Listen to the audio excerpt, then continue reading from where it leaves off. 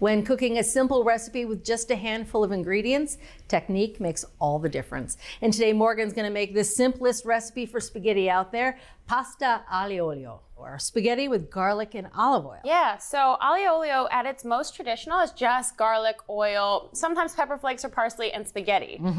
Now, it is pretty garlicky. So I've got 8 cloves of garlic, and I'm gonna slice them thin. Oh, you go lengthwise. I go lengthwise. I think that's beautiful how you get these nice slices of garlic in the final dish. I have 1/3 of a cup of oil here, this extra virgin olive oil. Gotcha. And I'm gonna add this garlic right on That here. pan is cold at this point. It is cold. We're gonna be very, very gentle. So I'm gonna turn it over medium-low heat.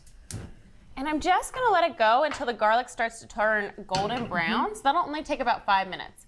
But it's gonna I kind of love watching this. It sort of transforms, it turns toasty, and it will smell delightful. While that cooks, I'm gonna cook my pasta. Here I have 3 quarts of water. Okay. And to that I'm gonna add a tablespoon of salt. All right, so 3 quarts is not our usual ratio. No. For a pound of pasta, and this is a pound of pasta. It's a pound of pasta. Okay, So we usually use 4 quarts. this is really important because this pasta water is gonna become part of my sauce. Ah. It's important that you're starting with a little less water so it actually has a little more starch content and it'll thicken the pasta in a really nice way. So I'm just gonna add this in. Another thing about this dish is I'm only gonna cook this pasta 5 minutes. So it's not gonna be cooked through. It's gonna be a little flexible but still very firm in the center. Okay. That's really important as well because I'm gonna finish cooking it in the sauce. The garlic smells and looks great. Sure does. It's nice and golden, exactly how I want it. Now I'm gonna turn off the heat before it overcooks. It will continue to darken just a tiny bit.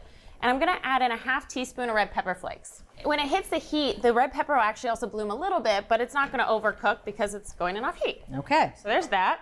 Now let's check our pasta. I'll pull up one strand. Okay, so it's flexible, but I want it still firm in the center, so it should still be almost a little crunchy. Yeah, it's like too chewy. It's just not how I want to eat pasta, which is perfect. So here, I'm gonna save 3 cups of pasta water. Well, that's a lot. It's a lot. I might not use all of it, but I like to make sure I have plenty. And then this does become a huge part of the sauce. Okay, so I've got my 3 cups. That is some starchy water. I know, you can see it. You can see the work that the pasta's doing in there. And time to drain this. Okay. You know, I can see the pasta in that pot. It still has its texture. It's still stiff. Yeah, that's exactly what I want. I'm gonna do 2 cups of this. So I'm gonna leave a cup in here. Okay. And I'm also gonna add some salt. So here I have a 1/2 teaspoon of salt. Okay. And then our beautiful garlic mixture. I know, right? Hubba hubba. Now, what you do here is I'm cooking over medium-high heat. I'm gonna take the pasta and fold it over itself. And this is gonna really break up the starch in the pasta. It's gonna create a nice creamy sauce. So this is where a lot of people will rely on cream or cheese to add some body. And don't get me wrong, I love cream and cheese, but it's not with this dish in its original Neapolitan version. It didn't have cream. It's meant to be this very simple but delicious dish.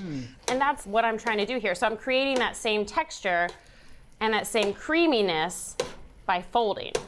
I love it. So I'm just gonna keep doing this for 5 minutes and folding it over itself, continuing to stir. Okay, so you can see how the water's mostly absorbed, but you still get a little tiny bit of pooling in the bottom. Yeah, it really does look creamy. Yeah, so I'm gonna turn this off heat and let it sit 2 minutes. That's gonna finish cooking the pasta through, and it's also gonna allow that sauce to just thicken just a touch more. Okay. Okay, so it's been the 2 minutes. You can see how there's no more pooling happening. It is nice and creamy. So I'm gonna add just a touch more pasta water. I like to do it just about a 1/4 cup at a time, just to get it to the exact right consistency. It should be just a little saucy.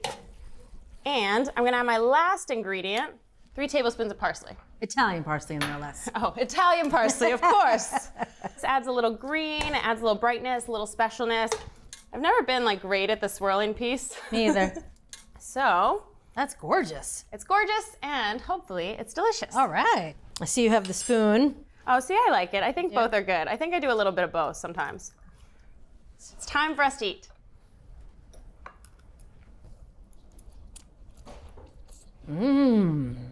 That is so elegant.